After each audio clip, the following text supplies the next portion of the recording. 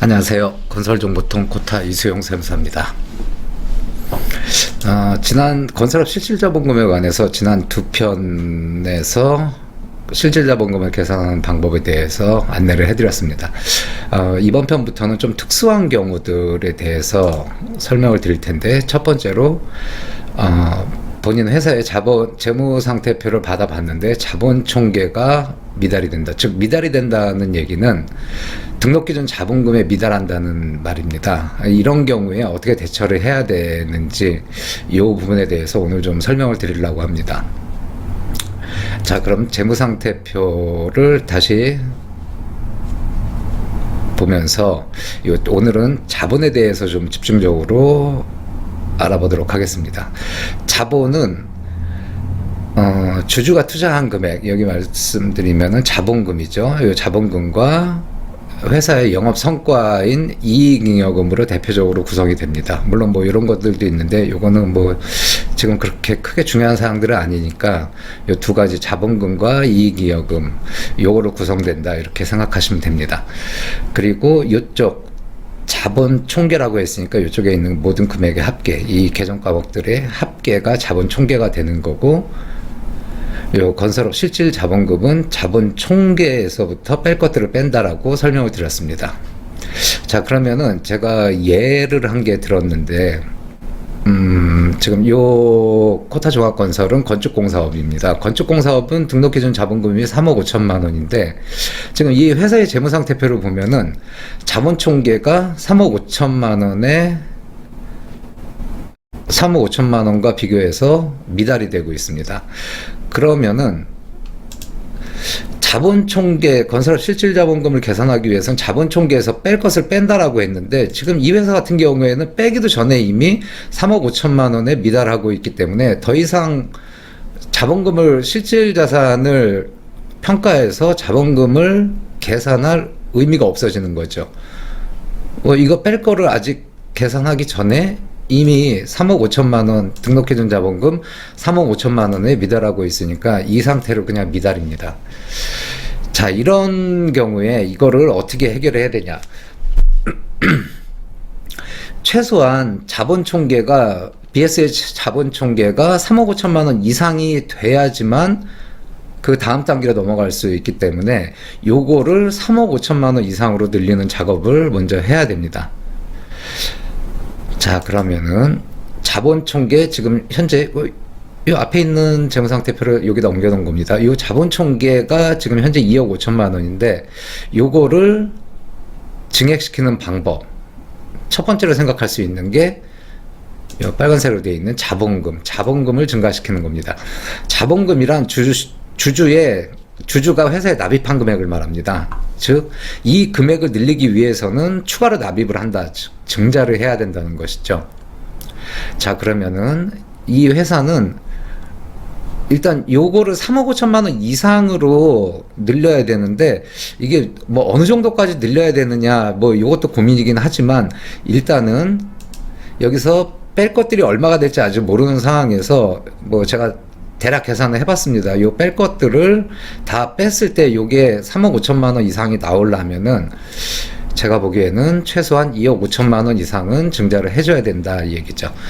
증자를 한다라는 거는 주주들이 요 2억 5천만 원을 회사에 납입을 하고 회사는 신주를 발행해서 주주들에게 주식을 발행해서 준다 이런 의미입니다. 그러면은 왼쪽에 예금이 5천만 원에서 2억 5천만 원이 유입이 됐으니까 3억으로 변동이 되고 자본금은 오른쪽에 자본금은 3억 5천만 원에서 추가로 자본금 2억 5천만 원이 증자가 됐으니까 6억이 되고 그러면은 요 금액은 이익잉여금이 마이너스 1억인데 이건 미처리 결손금이죠. 이렇게 결손금이 났기 때문에 결손이 발생했기 때문에 회사의 자본총계가 미달을 하는 것이죠. 그래서 6억에서 마이너스 1억을 더하면은 5억 이렇게 해서 자본총계가 5억이 됐습니다. 그러면은 이제 비로소 여기다가 자본총계에다가 5억을 기재하고 이쪽에 있는 것들을 뺄 수 있는 준비가 된 것입니다. 자, 자본총계 5억에서 여기서 뭐 지난편에 말씀드렸던 뺄 것들을 빼가지고 이 금액이 3억 5천만 원 이상이 나오면 실질 자본금이 적격, 충분하다 이렇게 될 수가 있는 겁니다. 이때 주의하셔야 될 점은 요 재무상태표의 기준일이 12월 31일이니까 이 증자가 이 12월 31일 현재 재무상태표에 반영이 되려면은 반드시 12월 30일 이전에, 결산일 이전에 증자를 해야 된다는 것이죠. 그래야지 자본총계가 이 상태로 끝나는 게 아니고 5억 충분한 금액을 보유하면서 다음 단계로 진행을 할 수가 있는 것이기 때문입니다. 그렇다면은 결론적으로 말씀드리면은 12월 31일 이전에 뭐 예를 들어서 12월 중순쯤에 12월 31일 날 현재 거래들을 예상을 해서 가결산을 해보고 가결산을 해본 결과 자본총계가 이와 같이 미달이 된다 그러면은 자본금을 증자시키는 행위를 먼저 해야 된다는 것입니다. 첫 번째 방법이고요. 두 번째 방법은 다시 보면은 이쪽 자본총계 이쪽을 늘리는 것인데 요 지금 말씀드린 거는 자본금 요거를 늘리는 방법이었고, 두 번째는 이 금액을 늘려도 자본총계는 늘어나지 않겠습니까? 이쪽에 뭐가 늘어나든 뭐 이쪽만 늘어날 수 없으니까요. 이게 항상 일치를 해야 되니까 이쪽이 늘어나면 이쪽도 왼쪽도 늘어나야 되니까. 그럼 이쪽을 늘리면은 결과적으로 이쪽도 올라가게 되는데 요 구조에 대해서는 조금 이해를 하셔야 됩니다. 그래서 제가 이 재무제표가 어떠한 형태로 서로 연결이 되어 있는지 요거를 좀 설명을 드리려고 합니다. 자, 여기까지는 우리가 재무상태표에 대해서만 제가 말씀을 드렸는데, 이제 손익계산서와 공사원가 명세서, 여기 물론 이익잉여금 처분계산서도 있습니다만 요거는 일단 논외로 하고 요 세 가지 재무제표를 제가 설명을 드리겠습니다. 물론 공사원가 명세서는 손익계산서에 요 매출원가를 계산하는 일종의 보조자료라고 할 수 있습니다. 그러면은 이 구조를 보시면은 여기서부터 볼까요? 손익계산서에 당기순이익이 이러한 절차에 의해서 당기순이익이 결정이 되면은 이익잉여금으로 반영이 됩니다. 이익잉여금 처분 계산서를 거쳐서 배당이라든지 그 잉여금 처분에 대한 사항들이 조정이 되고 나서 나머지 금액이 이쪽으로 들어가는데, 일단 이 절차는 논외로 하기로 했으니까요. 당기순이익이 이쪽으로 이동된다. 그러면은 요거는 이 회사가 일기는 아니지 않습니까? 뭐 여러 해를 거치면서 그 금액들이 누적이 돼서 이쪽에 쌓인다는 거죠. 그런데 어느 특정 해에 거액의 손실이 발생했다든지 아니면은 계속 손실이 누적되어 왔다라고 하면은 이익잉여금이 오히려 마이너스가 나는 결손금, 미처리 결손금이 발생하는 상황이 생길 수 있고, 이러한 이유 때문에 자본총계가 등록해준 자본금에 미달하는 이런 상황이 벌어지는 겁니다. 그렇다면은 거꾸로 얘기하면 당기순이익이 늘어나면은 이익잉여금도 늘어나기 때문에 자본총계도 늘어난다 이렇게 볼 수 있죠. 그러면은 손익계산서의 당기순이익을 계산하는 과정을 다시 보면은 공사 수익금액, 우리는 건설업만 가정하겠습니다. 공사 수익금액, 매출이 발생을 하면은 매출 원가를 빼고 매출에서 매출 원가를 뺀 금액이 매출 총이익이고, 여기서 판관비 빼고 영업의 수익 더하고 영업의 비용 더하고 법인세 등 지방세와 이걸 빼면은 당기순이익이 계산되는 이런 구조입니다. 그러면은 요 매출원가는 어떻게 계산하느냐? 단순하지가 않죠. 그래서 요 매출원가를 계산하는 별도의 서식이 있는데 요게 공사원가 명세서입니다. 공사원가 명세서도 마찬가지로 손익계산서와 마찬가지로 1월 1일부터 12월 31일까지 요 기간 동안의 거래들을 집계한 것이고, 여기에서 계산되는 거는 단기 공사원가, 즉 매출원가, 건설업의 매출 원가가 된다 이 얘기입니다. 그 세부적으로 보면은 공사 원재료부가 있고요. 그 원재료는 현장에 투입되는 원재료를 말하는 겁니다. 그 다음에 농우비, 인건비가 투입될 수 있죠. 그 다음에 외주비, 직접 고용한 게 아니고 뭐 다른 업체에다가 외주를 줘가지고 처리할 수도 있고, 또 이러한 경비들, 그 근로자나 인부들에게 투입되는 경비들도 있을 수 있고, 뭐 수수료 등도 발생할 수 있고, 이런 경비들이 여기 다 합해지는 거죠. 그래서 요 1번, 2번, 3번, 4번을 합하면은 단기 총 공사 비용이 되고, 직전 연도에서 직전 회계 기간에서 기말 재고로 넘어온 미완성 공사가 있을 수 있습니다. 그거는 단기에 보면은 기초 미완성 공사가 되는 거죠. 요 기초 미완성 공사를 더해주고 기말에 남아있는 현장에 투입된 아직 수익을 인식하지 않은 요 기말 현재 뭐 요런 것들이 투입된 현장을 계산해서 요만큼은 재고자산으로 남겨놓고 이렇게 계산되면은 단기 공사원가가 여기에 대입이 돼서 매출에서 공사원가를 차감해서 매출 총이익을 계산하는 구조입니다. 그러면은 여기 다시 한번 위로 올라와서 원재료는 마찬가지로 직전에서 2월 돼서 넘어온 기초 원재료가 있고 단기에 매입한 것이 있고 뭐 기말 현재 원재료 재고가 있을 테니까 이 재고를 계산해서 이 재고는 자산이기 때문에 재무상태표에 원재료 항목으로 그대로 넘어갑니다. 그리고 요 아까 말씀드린 기말 미완성 공사, 기말 현재 재고로 남아있는 공사 현장이 있다라고 하면은 요것도 미완성 공사로 직접 넘어갑니다. 그러면 공사원가에서는 손익계산서와 연결되는 고리는 매출원가가 되는 것이고 재무상태표와 연결되는 고리는 기말 원재료 재고, 즉 원재료 재고액과 기말 미완성 공사 재고액이 연결이 되는 것입니다. 이렇게 해서 손익계산서의 매출원가가 계산이 되면은 뭐 기타 더할 거 더하고 뺄 거 빼서 당기순이익이 계산되고 재무상태표의 이익잉여금 쪽으로 넘어가서 최종적으로 재무상태표가 완성되는 것입니다. 이거를 여러분들은 그냥 보면 되지만 만드는 사람 입장에서 보면 어떤 걸 제일 먼저 만들어야 될까요? 당연히 공사원가 명세서를 제일 먼저 만들어야겠죠. 그래야지 이 금액을 대응시킬 수 있고 이 재고들을 이쪽에다 대응시킬 수 있으니까요. 그 다음에 공사원가가 계산이 되면은 매출원가가 필수 항목인 손익계산서를 작성을 하는 것이죠.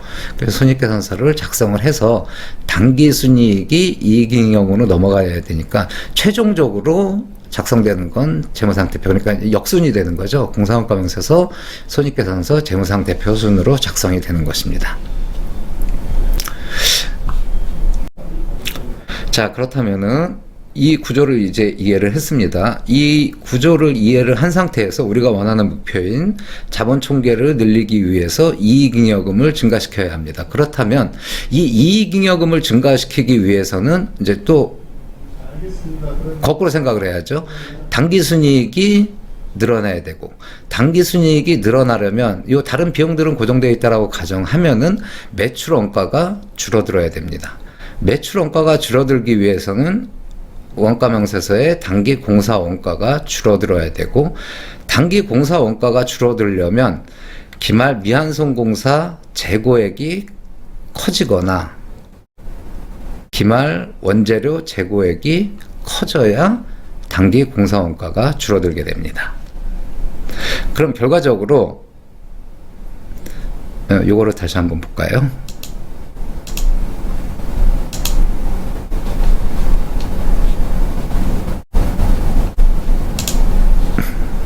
이익잉여금을 늘리기 위해서는 원재료와 미완성 공사가 동시에 늘어나야 된다. 이런 결론에 이르게 됩니다.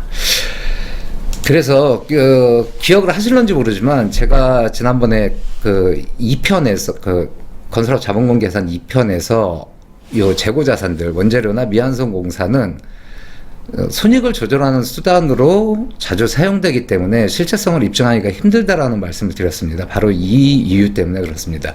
자본 총계를 늘리려면 이익잉여금을 늘려야 되는데 이미 투입된 경비 등을 뺄 수는 없으니까 재고 자산을 조정해서 재고 자산을 늘림과 동시에 이익잉여금이 늘어나는 결과가 되는 거죠. 요게 자본 총계를 늘리는 두 번째 방법입니다.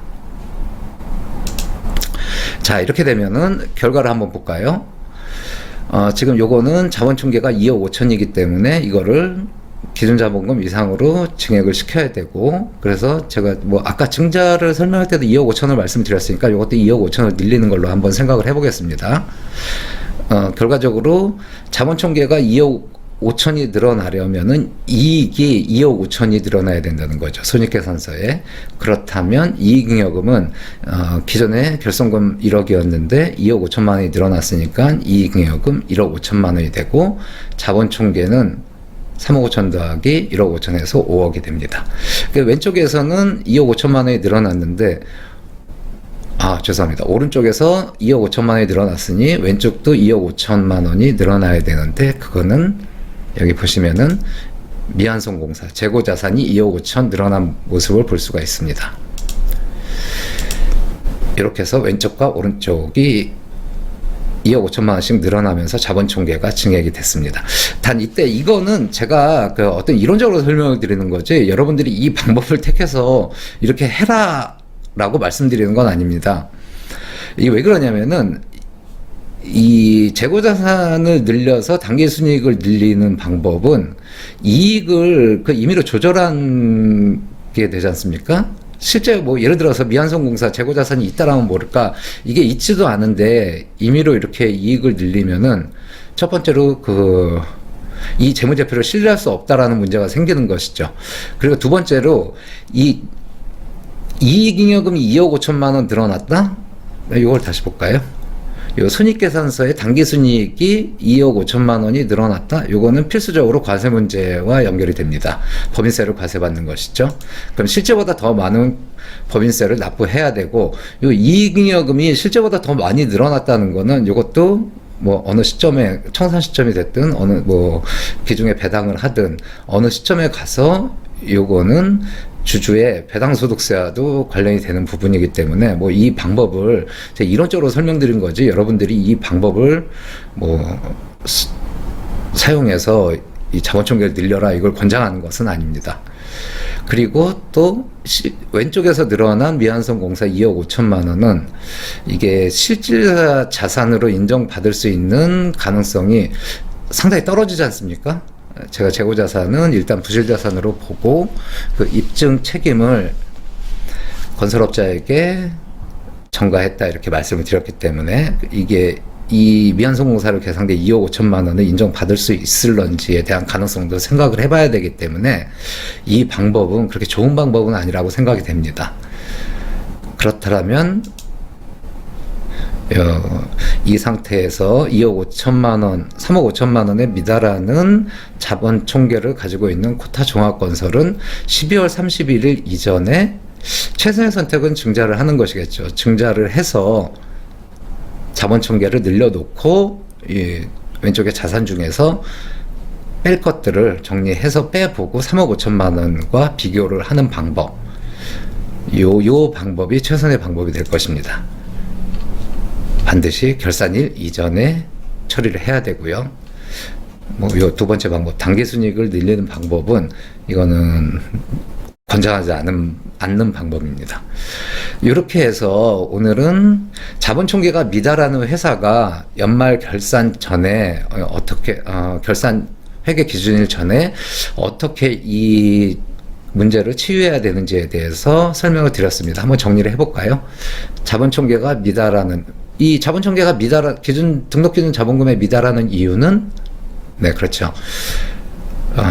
결손금이 많이 발생했기 때문에, 결손금이 누적되어 있기 때문에 그렇죠. 요거를 정리하는 방법은 단계적으로 한번 보겠습니다. 실질 자본금은 자본총계에서 뺄 것인데, 요 뺄 것을 계산하기 이전에 자본총계가 이미 등록 기준에 미달하니까 부적격이다. 더 이상 계산할 필요도 없다. 그러면 이거를 일단 증액을 시켜놓고 계산을 하자 이 얘기가 되고, 요거를 증액시키는 방법은 두 가지가 있는데 증자와 당기순이익. 그러나 당기순이익은 그렇게 권장할 만한 방법은 못 되므로 결산일 이전에 증자를 통해서 자본총계를 늘려놓고 실질 자본금을 계산하는 단계로 넘어가자. 요게 오늘 제가 여러분들께 알려드린 내용을 정리한 것입니다. 뭐 지금 2020년 12월 31일 결산 법인들을 한참 이렇게 세무사 사무실이나 회계사무소에서 결산 업무를 하고 있는데 지금 같은 상황이면 이미 끝난 거죠. 뭐 이런 상황에 처해 있는 분들이 있다라면 좀 안타깝지만 이미 기회는 놓치신 거고, 올해 만약에 2021년 12월 31일 이전에 이런 상황이 발생된다 그러면은 서둘러서 준비를 하셔갖고 다음에는 문제가 없도록 그렇게 준비하시기 바라겠습니다. 감사합니다.